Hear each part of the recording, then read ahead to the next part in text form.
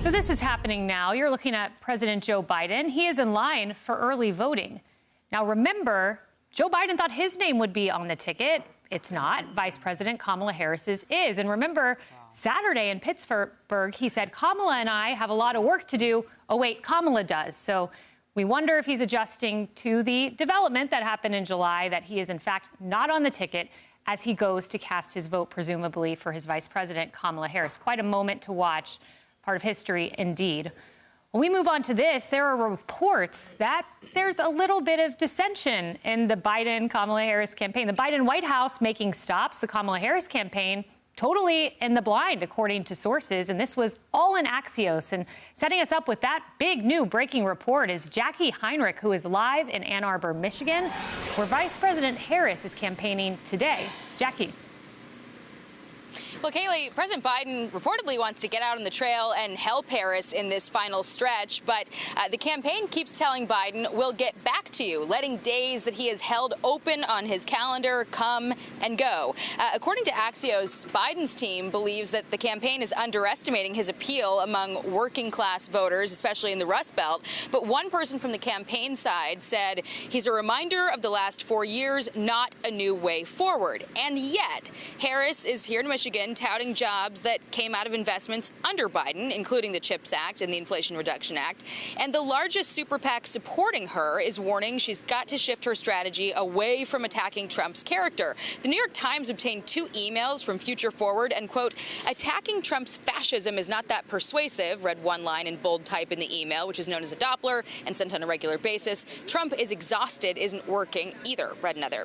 But Harris does not seem eager to get into detailed policy discussions when she's pressed.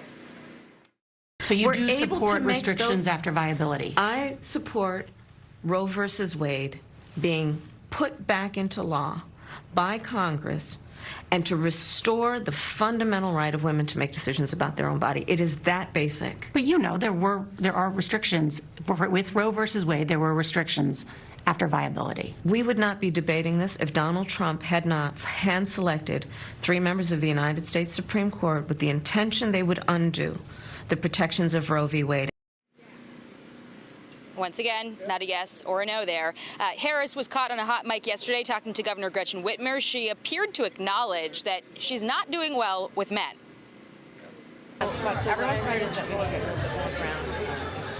Yeah.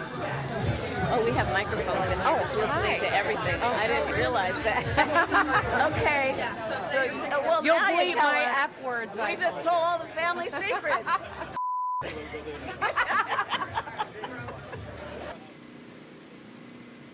So far, though, we have not seen a big shift in strategy. She's going to appear here with the singer Maggie Rogers tonight to rally the base in another Democratic stronghold. Kayleigh. Jackie, thank you. Now, Tammy, this Axios report that says Biden's holding days open in his calendar only to cancel them because the campaign is not giving him days. Yeah. They call this, quote, a slow-moving breakup. Here's the problem. It may be a slow-moving breakup, but you got 8 days till the election, so this breakup better quicken. Better hurry up. The recognition that he's a reminder about how bad the last 4 years were is the confession. Of course it's been bad. She's part of it, and that's why the effort has been made to make it seem as though she's been dropped by Venus onto the planet. And the insult of this, he clearly was not making day-to-day decisions. This was a program that the Democrats had him move through, and now he's going to be thrown, once again, under the bus. Wow. When she represents that category in the party, that wing, and he's the bad guy, from the beginning they must have been furious. But I will say that he and Jill, they made a decision. They said, OK. He could have said no. He didn't say no. He said, OK. That was his mistake. He should never have dropped out. He had the power of the presidency. Wow.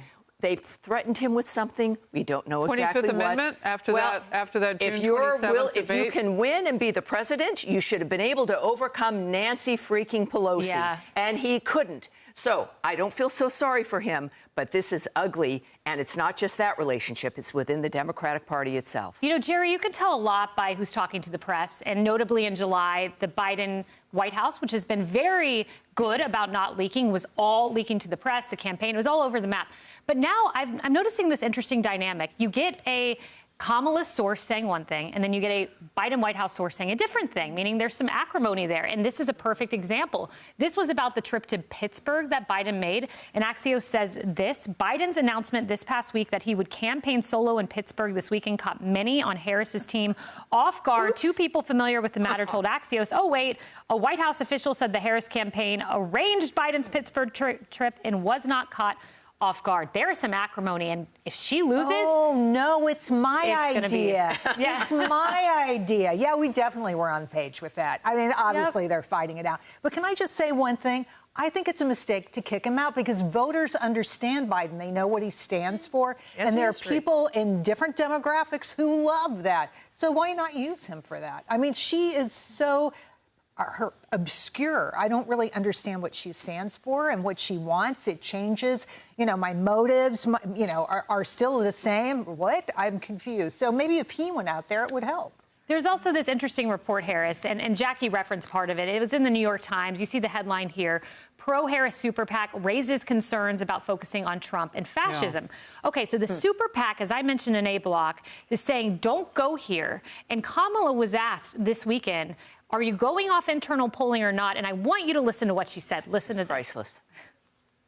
Madam Vice President, can you give us a sense of your internal polling at the campaign and how that is making or influencing your decisions on what to do over the next 9 days?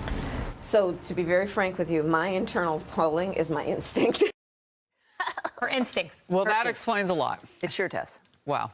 I wonder what it's like to be on her staff and always go by her whims. It's probably why we had joy for a while and now we have hate. I mean, we couldn't even progress to dislike. Hate for Donald Trump. And by the way, you said it, hate for half the country for those who support him. Might be more than half. We don't know. We'll have to see what happens on Election Day. You know, I am starting to wonder, just in this divide with Joe Biden, how much of this also is, do you really want to sit down with the guy who had more votes in certain categories than you can get in the polling right now? Do you want to take a lecture from Joe Biden on how to win back the black vote? I mean, I can imagine acrimony is one way to put it, but we've seen her go from joy to hate. Maybe it's stronger than acrimony. You know, instincts over internals. Is instincts over internals what got us the unserious vice presidential nominee, Tim Walz, rather than the highly popular governor of Pennsylvania, Josh Shapiro? Right. And we all thought that it was the polling that was having her change all of her positions on all these different things. But it's her instincts that has her flip-flopping all over the place and then going on TV and saying, my values have never changed. I think that America actually wants to break up with both of them, and they are sensing it. I think Harris is more aware of Biden's unpopularity with the public than Biden is. And I think that Biden knows that Kamala Harris has a whole lot more flaws than Kamala is willing to come to terms with. And it's wild when you see Joe Biden showing up at a campaign event and putting on a MAGA hat. When you see Bill Clinton showing up at a campaign event for Kamala Harris and saying, if we did better vetting at the border, then these young victims of illegal immigrants would still be alive. Kamala doesn't have any good surrogates. I would include Walz in that category.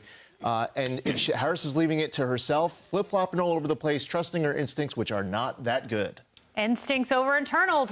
Hey everyone, I'm Emily Campagno. Catch me and my co-hosts Harris Faulkner and Kayleigh McEnany on Outnumbered every weekday at 12 p.m. Eastern, or set your DVR.